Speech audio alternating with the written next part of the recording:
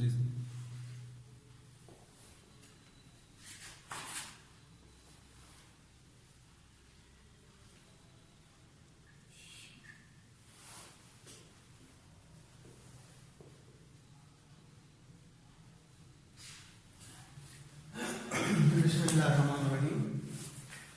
हम डिस्कस करेंगे कि एक फ्लूइड जो है उसकी स्पीड और प्रेशर में क्या रिलेशन है, उनके प्रेशर के ऊपर क्या इफेक्ट पड़ता है अगर हम फ्लूइड जो है उसकी स्पीड को इंक्रीज कर दें या डिक्रीज कर दें। उसके लिए ये देखिए कि हम एक सिंपल केस लेते हैं। ये आपके पास एक पाइप है,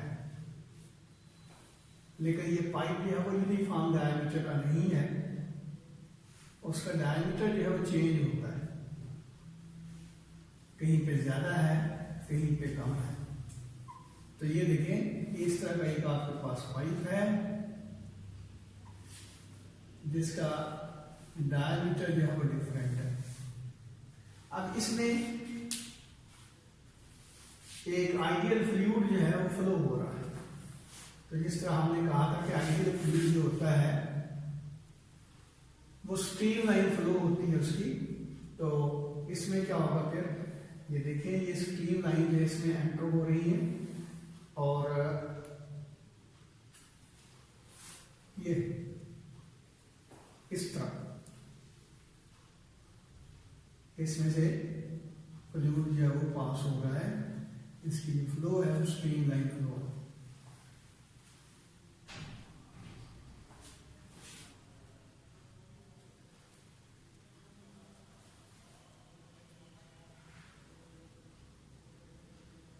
तो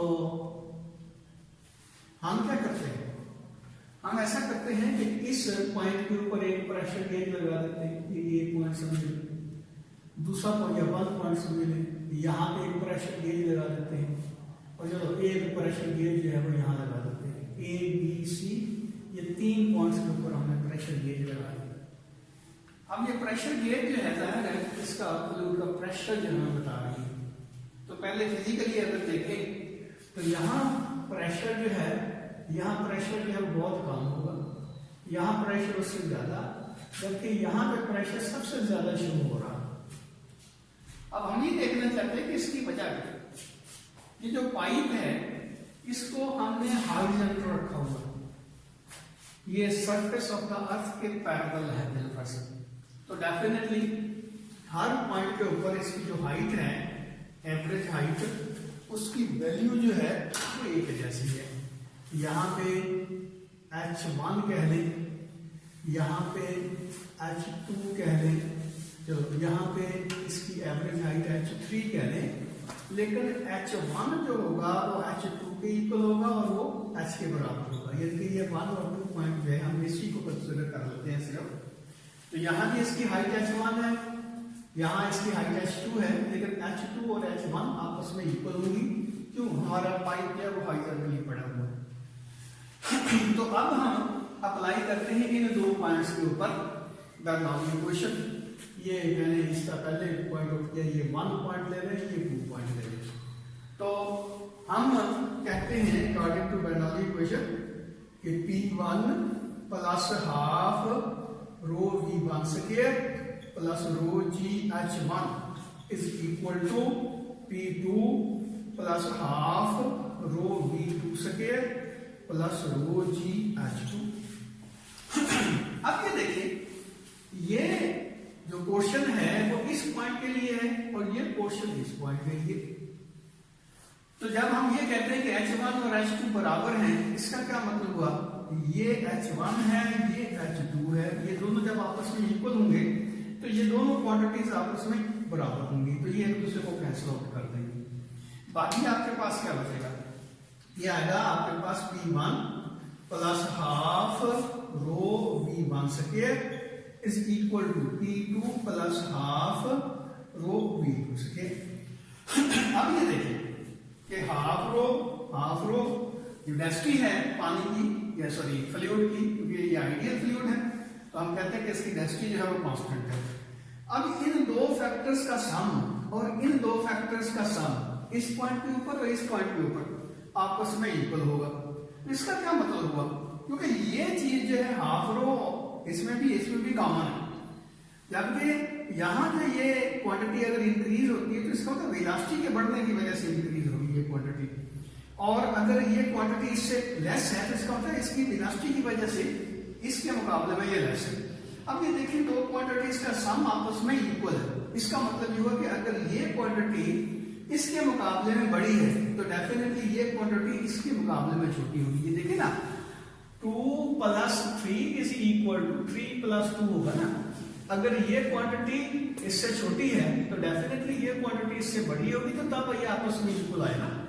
इसका क्या मतलब हुआ कि अगर इस पॉइंट के ऊपर प्रेशर की वैल्यू जो है वो कम है तो डेफिनेट, और इसमें प्रेशर की वैल्यू ज्यादा है, तो होगा क्या, यहाँ पे वेलोसिटी कम होगी, यहाँ पे वेलोसिटी ज्यादा होगी। यानी कि सॉरी मैंने शायद उल्टा कह दिया कि अगर यहाँ पे प्रेशर जो है वो ज्यादा है और यहाँ पे प्रेशर कम है तो इसका मतलब यहाँ वेलोसिटी कम होगी और यहाँ वेलोसिटी ज्यादा होगी। इसका रेसिप्रोकल भी कह सकते हैं, लेकिन हकीकत क्या है ये देखें कि P1 + half rho V1 square is equal to P2 + half rho V2 square.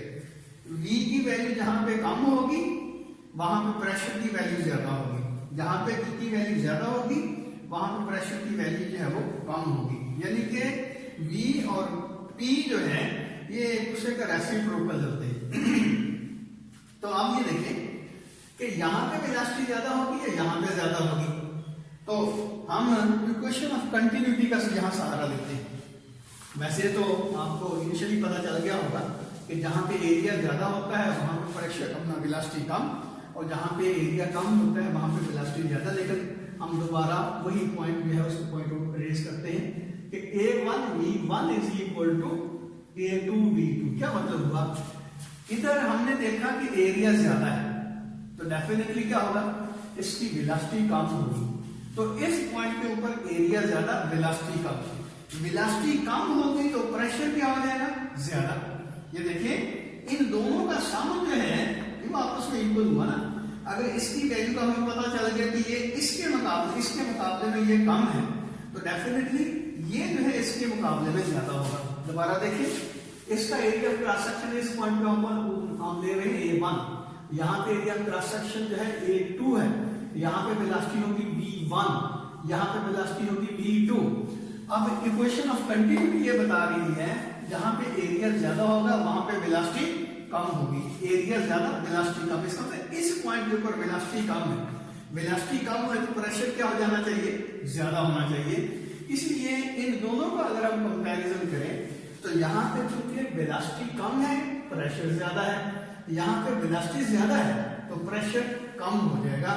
तो इसका क्या मतलब हुआ, हम तीनों चीजों को अगर एक दूसरे के साथ कोरिलेट करना चाहें तो किस तरह कहेंगे कि जिस पॉइंट के ऊपर एरिया ज्यादा होगा वहां पे वेलोसिटी कम होगी, और जहां पे वेलोसिटी कम होगी वहां पे प्रेशर जो है ज्यादा होगा।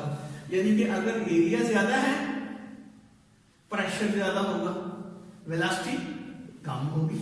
और यहाँ पे ये इस तरह ले लेते हैं, चलो इस पॉइंट के ऊपर एरिया ज्यादा है, वेलोसिटी कम है और प्रेशर ज्यादा है, और इस पॉइंट के ऊपर क्या होगा, एरिया कम है प्रेशर भी कम होगा, लेकिन वेलोसिटी क्या हो जाएगी, वेलोसिटी जो है वो ज्यादा होगी।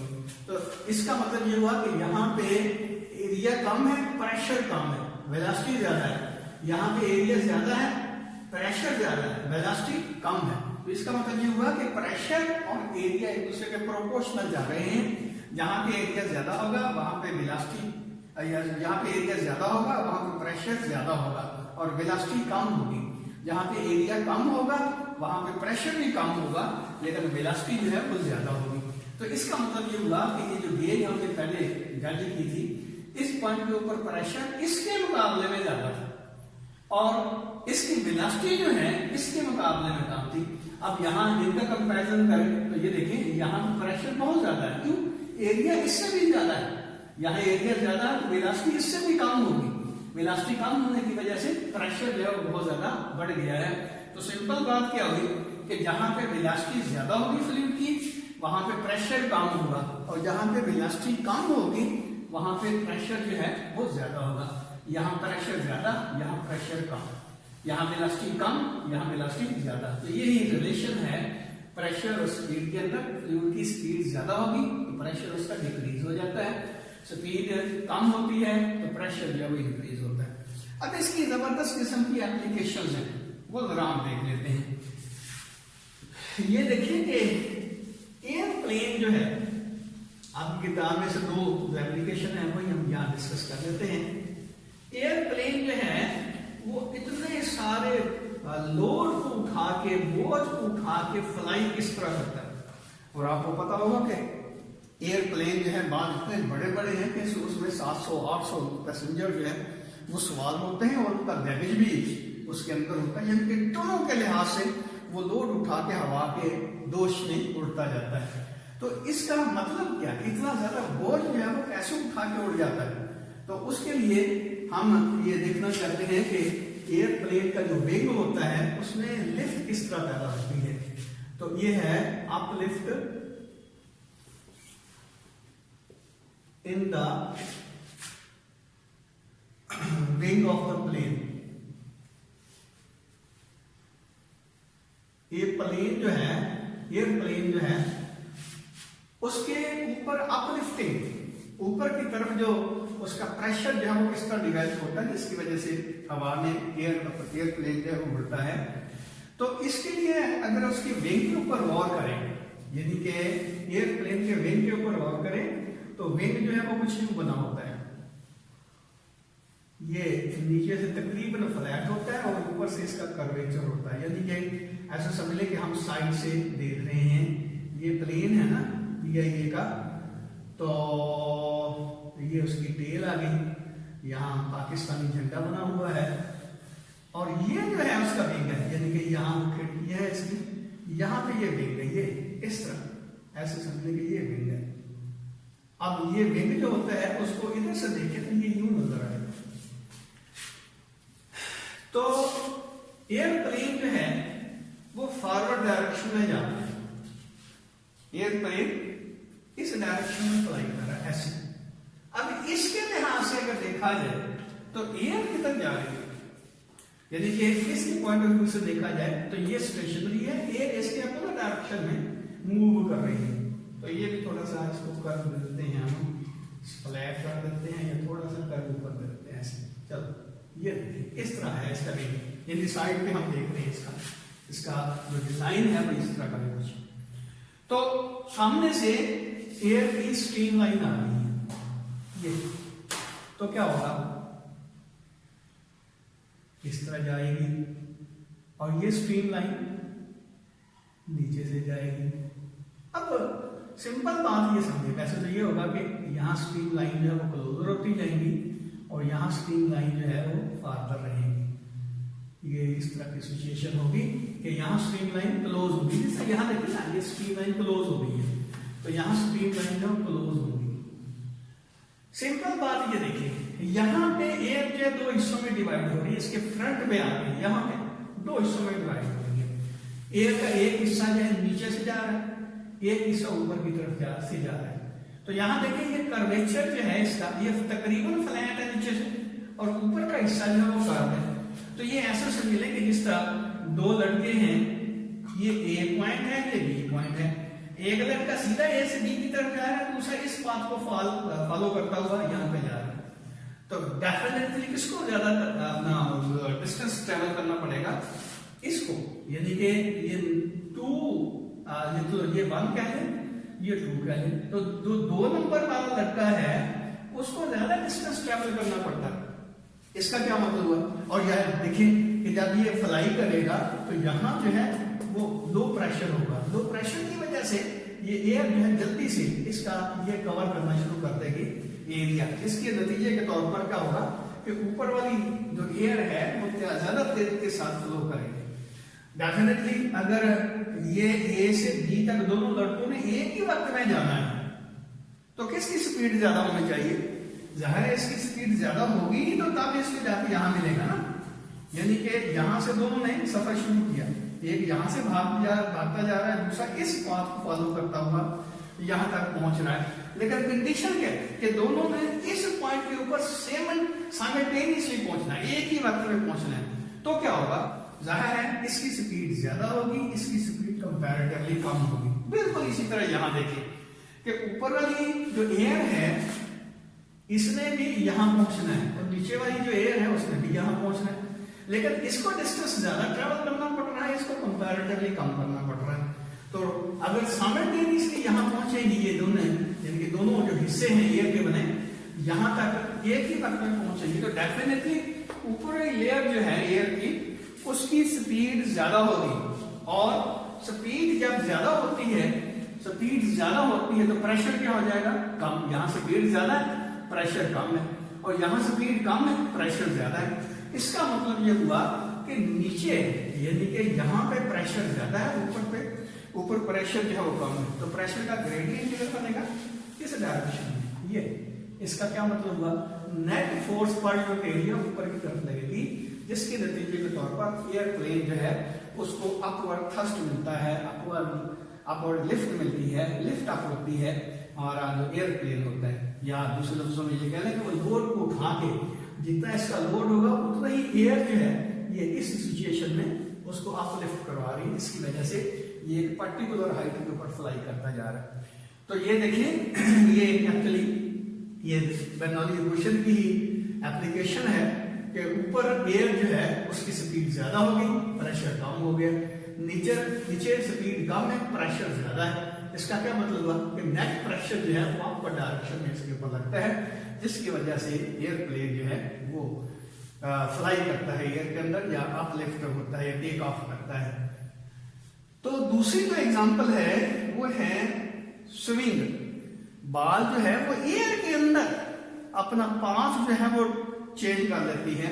ये जो एक्सपर्ट किस्म के बॉलर होते हैं उनकी बॉल में बड़ा स्विंग क्रिएट होता है, या आपने देखा होगा ये फ्रिस्बी बच्चे जो खेलते हैं उसमें क्या होता है, इस तरह डिस्क पहनते हैं, वो डिस्क इस तरह पहनते हैं, वो डिस्क सीधी नहीं जाती बल्कि इस तरह टर्न होती जाती है, यानी कि वो फ्लाई करती है लेकिन स्ट्रेट वे में नहीं, इस तरह बेंड होती है। तो उसमें जो बेंडिंग पैदा होती है, उसमें जो स्विंग पैदा होती है बॉल में या फ्रिस्बी में, उसकी क्या रीजन है, उसके लिए भी हम ये देखते हैं कि ये आपके पास बॉल है और बिल्कुल इनिशियली हम कहते हैं कि बॉल जो है वो सिर्फ मूव कर रही है फॉरवर्ड डायरेक्शन में, स्पिन नहीं कर रही, घूम नहीं रही। तो उस सिचुएशन में क्या होगा, ये देखिए ये बॉल जो है उसकी जो डायरेक्शन ऑफ मोशन है वो कह रहे हैं कि इस डायरेक्शन में, तो जाहिर है इसके लिहाज से जो एयर है वो किधर जा रही है, एयर जो इधर जा रही है ऐसे, ये तो एयर की लेयर जो है इस तरह मूव करती जा रही है। अब मैं फिर बताता हूं कि ये घूम नहीं रही, ये स्टेशनरी यानी कि स्पिन नहीं कर रही, मूव कर रही है स्ट्रेट लाइन में सिर्फ। तो उसके लिहाज से देखा जाएगा तो एयर की जो लेयर बनती है वो इस तरह बनती है ऐसे, और इसकी जो मोशन है यानी कि जो हमारी बॉल है इसकी जो स्किन है उसके लिहाज से इधर भी और इधर भी एयर की जो वेलोसिटी है वो सेम होगी, यानी कि इसके लिहाज से इसकी स्किन के लिहाज से इधर जो वेलोसिटी है एयर की और इधर जो वेलोसिटी एयर की वो सेम होगी। और वो कितनी होगी, अगर हम अज्यूम करते हैं कि एयर जो है वो फ्लो नहीं कर रही यानी कि ब्लोइंग नहीं हो रही, तो क्या होगा, जितनी बॉल की इस डायरेक्शन में वेलोसिटी है उतनी इस लेयर की इस डायरेक्शन में इसके रिस्पेक्ट वेलोसिटी है, और इस लेयर के भी इस डायरेक्शन में उतनी ही वेलोसिटी है। इसका मतलब दोनों तरफ एयर की जो वेलोसिटी है, एयर की जो स्पीड है बॉल के वो सेम है, तो डेफिनेटली दोनों तरफ का प्रेशर जो है वो सेम होगा। और अगर हम ग्रेविटी की फोर्स जो है उसको हम इग्नोर करते हैं तो इसका क्या मतलब होगा कि स्ट्रेट लाइन में ही मूव करती जाएगी। या हम ऐसे करें कि इसको ऊपर से देख रहे हैं, यानी कि हमने क्या किया है और ड्रोन कैमरे से इसका जो ले रहे हैं इमेज ले रहे हैं, तो बाल जो सीधी हमारे लिए जा रही है, वैसे तो वो नीचे की तरफ आएगी लेकिन डेफिनेटली हम ऊपर से जो जब उसको देखेंगे तो इस डायरेक्शन में उसकी मोशन स्ट्रेट ही होगी, ना इधर जाएगी ना इधर जाएगी। लेकिन अब हम क्या करते हैं, बॉल जो है उसको स्पिन करवा देते हैं, यानी कि एक तो ये है कि बॉल स्ट्रेट लाइन में मूव कर रही है, तो जो दूसरा इस तरह एंटी क्लॉकवाइज में ये घूमना शुरू कर देती है, यानी कि अब बॉल में दो किस्म की मोशन पैदा हुई। एक तो ये है कि बॉल जो है वो इधर लीनियर मोशन में है, और दूसरा क्या, दूसरा ये है कि ये इस तरह ये ऐसे रोटेट करना शुरू कर देती है। तो अब क्या होगा, ये देखें यहां जो लेयर बनती है, ये एयर की जो लेयर बनती है इधर भी और इधर भी, तो इसके लिहाज से क्या होगा, ये बात ध्यान में रखें कि एयर जो है उसकी विस्कोसिटी होती है। उस विस्कोसिटी की वजह से क्या होगा कि जब बॉल घूमेगी तो उसके इर्द गिर्द जो एयर है वो भी रोटेट करेगी। जिस तरह आप सिंपल पानी के अंदर हाथ से घुमाते हैं तो पानी भी घूमना शुरू कर देता है, तो बिल्कुल इसी तरह बॉल जो है जब इस तरह रोटेट करेगी तो ये जो इसके साथ साथ एयर है वो भी ऑलमोस्ट रोटेट करेगी इस डायरेक्शन में ऐसे, यानी कि ये एयर की ही रोटेशन, ये रोटेशन जब ये जो अपना बॉल जो है, बॉल के अंदर जो एयर है वो जो घूम रही है वो बॉल की स्पिनिंग की वजह से, और ये जो एयर जो पीछे की तरफ जा रही है वो एक्चुअली इसकी लीनियर मोशन की वजह से। इसका क्या मतलब, चलो मैं एक और लेयर भी बना देता हूं, इसका क्या रिजल्ट क्या निकलेगा, ये देखें इधर जो है ये एयर जो है इसकी मोशन की वजह से फॉरवर्ड डायरेक्शन, इस डायरेक्शन में मोशन की वजह से एयर जो है पीछे की तरफ जा रही है और इधर भी पीछे की तरफ जा रही है, लेकिन यहां जो है इसकी स्पिनिंग की वजह से, स्पिनिंग की वजह से ये जो वेलोसिटी या स्पीड पैदा हो रही है इसकी एयर के अंदर, इसकी घूमने की वजह से, इसकी स्पिनिंग की वजह से, तो ये एयर और ये एयर, ये देखें दोनों की वेलोसिटी एक दूसरे के अपोजिट है, और यहां क्या, दोनों की वेलोसिटी एक ही डायरेक्शन में।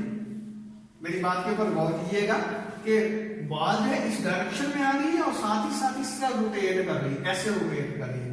जब ये ऐसे रोटेट करेगी तो इसका क्या मतलब हुआ कि ऊपर जो एयर बनती है उसकी बॉल की दोनों मोशन की वजह से, बॉल की स्ट्रेट लाइन में मोशन और स्पिन की वजह से ये एयर की जो स्पीड है एक दूसरे के अपोजिट है, और यहां स्पिन की और लीनियर मोशन की वजह से स्पीड जो है एयर की वो एक ही डायरेक्शन, यानी वेलोसिटी एक ही डायरेक्शन में। इसका क्या मतलब हुआ, इधर वेलोसिटी जो है एयर की ज्यादा हो जाएगी, इधर वेलोसिटी कम होगी, तो जिधर एयर की वेलोसिटी कम होगी वहां पे क्या होगा, यहाँ पे स्पीड कम होती है, वहां पे क्या होता है प्रेशर ज्यादा। इसका मतलब इस साइड पे प्रेशर डिवेलप होगा ज्यादा और इधर होगा कम, तो रिजल्ट क्या निकलेगा कि अगर हम इसका ऊपर से इसको देख रहे हैं तो बात स्ट्रेट आप मूव नहीं करेगी बल्कि ये नीचे की तरफ आएगी, इस तरह बेंड करती हुई नीचे की तरफ जाएगी। तो मेरा ख्याल है कि ये बात मेरी आपको समझ आ गई होगी कि एयर के अंदर जो बॉल है वो किस तरह स्विंग किस तरह करती है, तो उसकी वजह यही होती है। तो ये आप प्रैक्टिकल कर सकते हैं। चलो बॉल जो है उसको तो आप शायद इतना ज्यादा ऑब्जर्व ना कर सकते हो, फ्रिस्बी तो बड़ी अच्छे तरीके से आप उसको देख सकते हैं ना। तो फ्रिस्बी को इस तरह फेंके, जब फेंकते हैं तो क्या होता है, वो फ्रिस्बी इस तरह घूम रही होती है और ऐसे जा रही होती है। तो जब इधर ऐसे घूमेगी और फॉरवर्ड डायरेक्शन में जाएगी, इसका क्या मतलब हुआ कि इस साइड पे उसका जो प्रेशर है, यानी कि ये देखिए मैंने वैसे उल्टा बोला, चलो इस तरह कह रहे, इस तरह घूमती है, ये ऐसे घूमती है और फॉरवर्ड डायरेक्शन में जाती है। तो जब ऐसे घूमती है जिसका क्या मतलब हुआ, इस साइड पे उसकी जो वेलोसिटी है एयर की वो एड अप हो रही है और इधर सब्ट्रैक्ट हो रही है। इसका मतलब इधर प्रेशर ज्यादा होगा, इधर प्रेशर कम होगा। तो ये फ्रिस्बी जो है आप देखेंगे कि इस तरह बेंड कर जाती है, यानी कि अगर ये वैसे तो हम जब फेंकते तो इस तरह घूमती है, तो ये मैंने चूंकि पहले जो आपको एग्जांपल दी है वो क्लॉकवाइज डायरेक्शन में, एंटी क्लॉकवाइज डायरेक्शन में दे दी है, तो इसलिए आप ये देखिए कि आप चलो इस तरह वो ऐसे इसको घुमाते हैं तो फिर क्या होगा, ये जो फ्रिस्बी है वो फॉरवर्ड डायरेक्शन में नहीं जाएगी बल्कि बेंड हो जाएगी इधर। लेकिन अगर इस तरह फेंकते हैं तो वो इधर बेंड होती है। आमतौर पर इसी तरह बच्चे जो है ऐसे फेंकते हैं, इसका मतलब उसकी वेलोसिटी जो है इस तरह होती है। तो उसका रिजल्ट क्या निकलता है कि फ्रिस्बी सीधा जाने की बजाय इस तरह टर्न ले लेती है। तो ये जो स्पिनिंग पैदा होती है ये भी एक्चुअली प्रेशर और स्पीड के दरमियान जो रिलेशन हमने पढ़ी according to application of Bernoulli equation, तो उसी का ये रिजल्ट बनता है। अल्लाह जी बेटे कोई